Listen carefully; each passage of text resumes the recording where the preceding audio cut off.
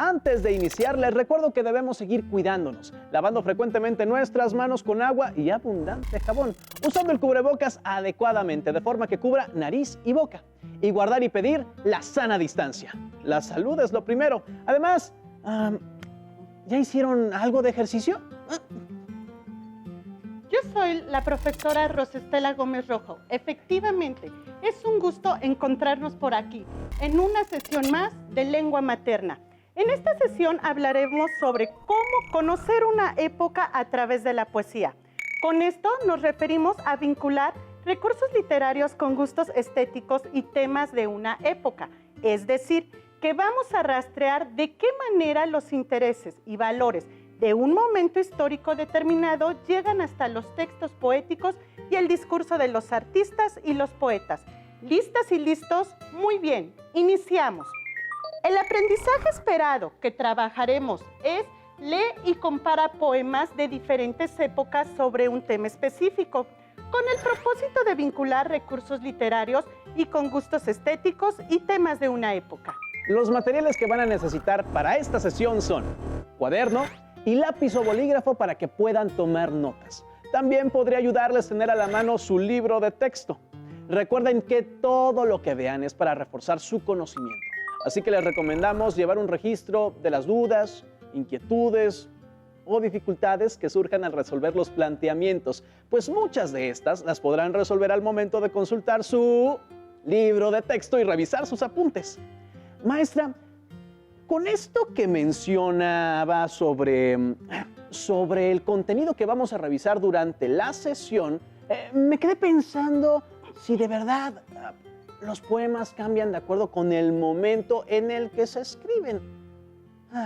¿Acaso la poesía no es siempre igual? No, ni la poesía, ni la literatura, ni ninguna de las otras expresiones artísticas es siempre igual, por la simple razón de que son productos de la sensibilidad humana. Y los humanos no siempre somos iguales, ni tenemos los mismos valores, sino que vamos evolucionando y apreciando diferentes cosas de acuerdo con el momento histórico que nos toca vivir. ¿Recuerdas qué expresa una poesía? La poesía expresa pensamientos, sentimientos, a partir de lo que hemos experimentado, sentido o vivido. Así es. ¿Y ves que al explicarla utilizas la primera persona del plural? Porque la poesía para existir requiere de todos nosotros, pero también de un poeta, es decir, requiere una persona que vive, observa, analiza, dialoga, transforma y construye su mundo junto con otros seres humanos en un contexto cultural, es decir, que la poesía es el conjunto de conceptos, ideas, conocimientos, situaciones sociales, valores y creencias vigentes en toda la sociedad humana en un periodo histórico específico. Por eso, al estudiar la poesía, lo hacemos a partir de corrientes literarias, porque éstas se marcan de acuerdo con lo que expresan las manifestaciones artísticas del momento histórico, cultural, político y social que vive quienes la producen. Profesora, ¿podría explicar con más detalle qué son las corrientes literarias? Es que ya no lo recuerdo muy bien. No te preocupes. ¿Recuerdas que hemos estado diciendo que los poemas se relacionan con el contexto de su época? Pues cuando hablamos de corriente literaria, nos referimos a un grupo de manifestaciones artísticas que tienen características y búsquedas comunes, vinculadas de alguna manera con las circunstancias y experiencias emanadas de un periodo histórico. Digamos que un poema del siglo de oro español, del cual veremos ejemplos en un momento más, no se parecerá a un poema del modernismo latinoamericano. Por más que los dos sean poemas, cada uno tendrá una serie de características que lo vinculan con el momento en el que se escribió. Por eso, para comparar poemas de diferentes épocas, resulta muy útil conocer el contexto con el que se producen los recursos literarios de los que se valen. Ay, profesora, qué pena, pero ¿podría explicarme a qué se refiere cuando habla de recursos literarios? No te preocupes, para eso estamos aquí. para despejar todas las dudas. A los recursos literarios también se les llama figuras retóricas y es una forma especial de usar la palabra y sus múltiples combinaciones, como las asociaciones de ideas, los dobles sentidos. Los recursos literarios se encargan de trastocar los conceptos, de darle sentido diferente a las palabras o, en dado caso, de modificar el orden de los elementos de una oración, con la finalidad última de producir distintas emociones en el lector, tanto por las imágenes que se crean con esas expresiones, como por la posibilidad de ser interpretadas. ¿Y cuántos recursos literarios hay, profesora? ¿Nos puede mencionar algunos? Claro que sí. Algunos recursos literarios son la metáfora, la imagen, la personificación, la anáfora o el hiperbatón. ¿Te parece si explicamos cada uno de ellos? Sí, profesora, por favor. La metáfora es cuando se relaciona un objeto con otro mediante una comparación implícita. La anáfora o repetición consiste en la repetición de una o más palabras.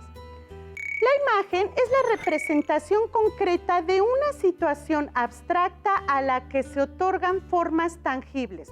La personificación es la atribución de cualidades humanas a seres irracionales u objetos inanimados.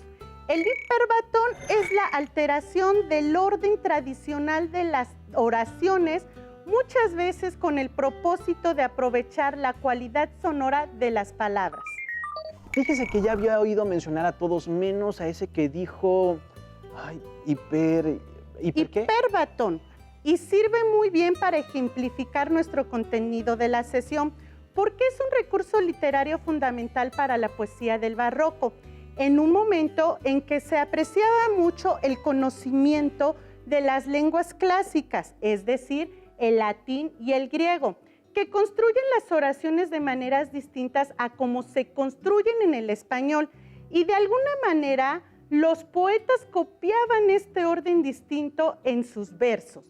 Así, por ejemplo, Calderón de la Barca escribe: apurar cielos pretendo, ya que me tratáis así, cuando la forma natural en la que lo diría un hablante de español sería: pretendo apurar cielos, ya que me tratáis así. Qué complicado, profesora. ¿No era muy difícil de entender? No para los lectores y escuchas de la época, porque eran formas que estaban en uso en ese momento y que se entienden bien. ¿Ves cómo la poesía responde a su contexto histórico? Veo, profesora, ya me queda más claro. No es que los poetas inventen los recursos literarios o los temas, sino que toman lo que, digamos, está de moda o en discusión en ese momento y sobre eso escriben y crean. Exactamente, muy buena observación. Por eso, un elemento indispensable en el análisis de poesía es la identificación e interpretación de las figuras retóricas, pues no solo ayudan a comprender mejor cómo está construido y qué quiso decir el poeta, sino que sitúan en el texto en un momento histórico determinado.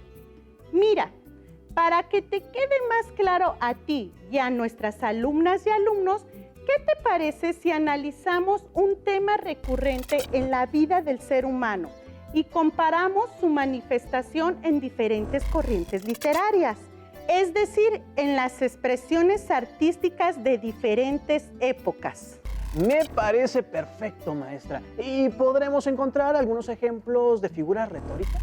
Claro, por ejemplo, uno de los temas recurrentes en la poesía a lo largo de los siglos ha sido el amor.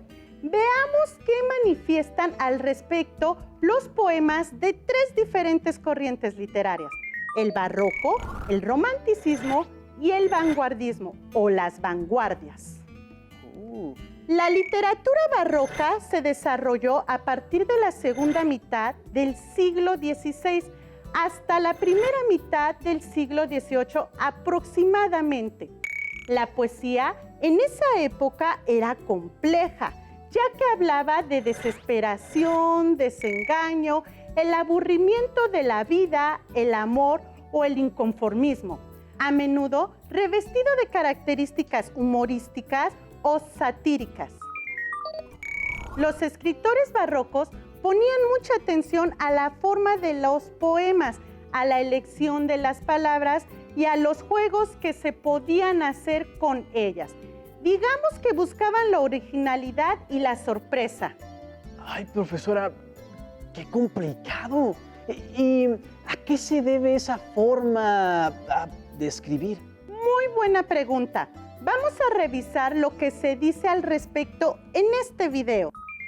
Estaba el fomento del arte como vehículo para propagar las ideas y valores de la fe católica, y para ello se utilizó el barroco, un estilo muy ornamentado y dramático. La arquitectura y la pintura destacaron, por lo que los muros, fachadas, así como los techos de iglesias y conventos se llenaron de múltiples adornos e imágenes de vírgenes, santos, ángeles y escenas religiosas. Entre los principales pintores del barroco se encontraban Miguel Cabrera, Cristóbal de Villalpando, Sebastián López de Arteaga, la familia de los Juárez, los Echave y los Rodríguez.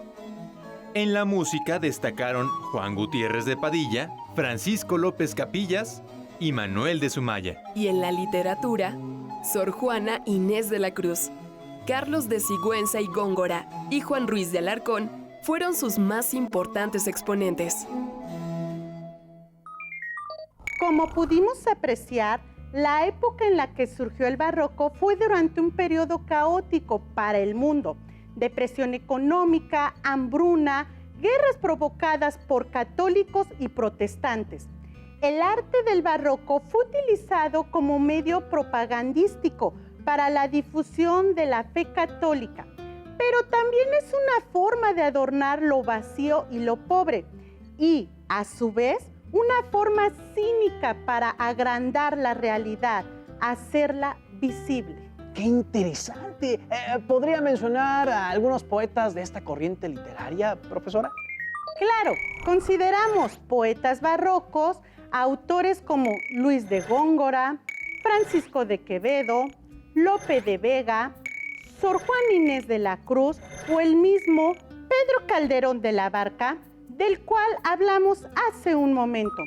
¿Te gustaría que leyéramos un poema de alguno de ellos? Sí, maestra, de Sor Juana Inés de la Cruz.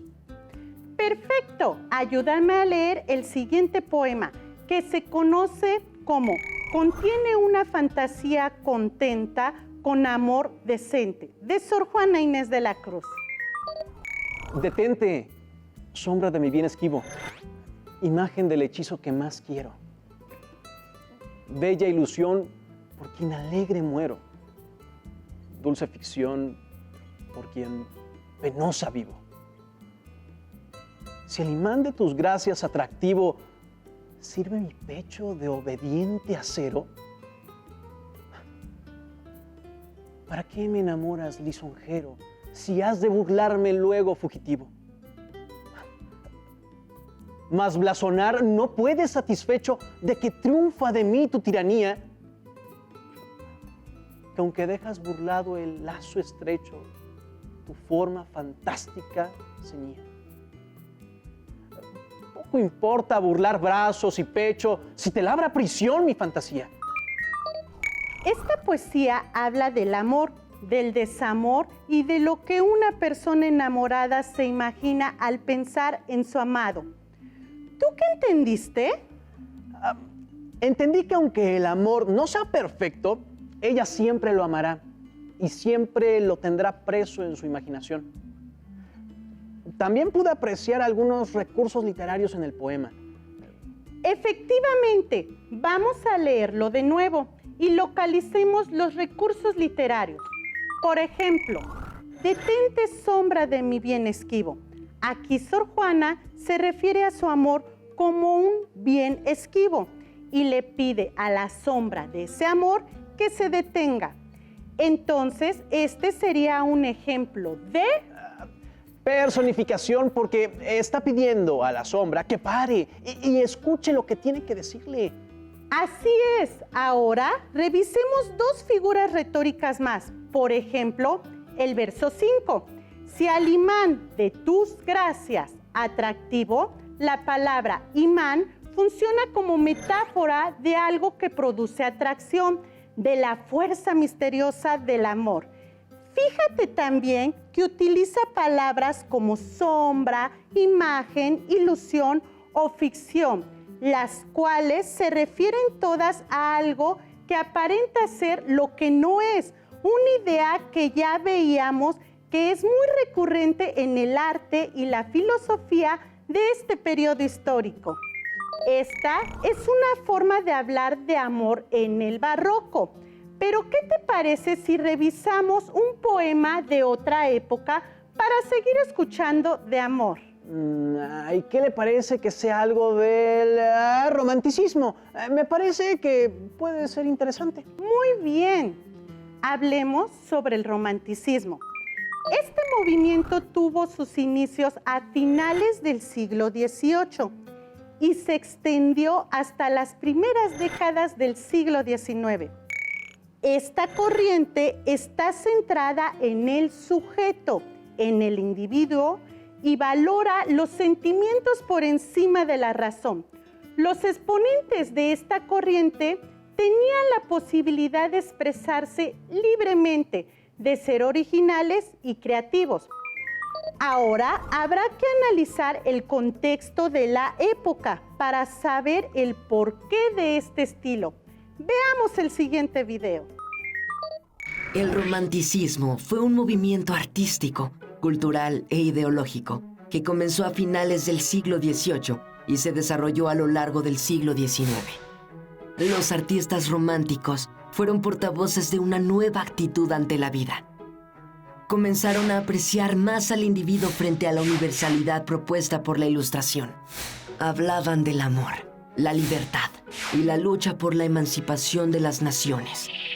El romanticismo inspiró los movimientos revolucionarios y se vinculó con los ideales nacionalistas de quienes buscaban formar repúblicas que sustituyeran a las monarquías. Sus seguidores desarrollaron un feroz individualismo, pero al mismo tiempo defendieron la unión incondicional y la entrega a la patria. Estas ideas tuvieron gran influencia en los procesos de unificación de Italia y Alemania. Como pudimos notar, los temas recurrentes de la poesía romántica son el amor apasionado, el imposible, la tragedia. Representa la muerte como única forma de fugarse de la dura realidad y el rechazo. Y también nos proyecta la liberación del alma. Dentro del romanticismo podemos encontrar a grandes poetas como William Blake, Víctor Hugo, Gustavo Adolfo Bécquer o Edgar Allan Poe. Ayúdame, Enrique, a leer el siguiente poema titulado Amor Eterno, de Gustavo Adolfo Bécquer. Podrá nublarse el sol eternamente. Podrá secarse en un instante el mar.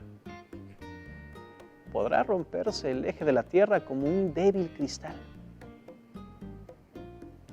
Todo sucederá.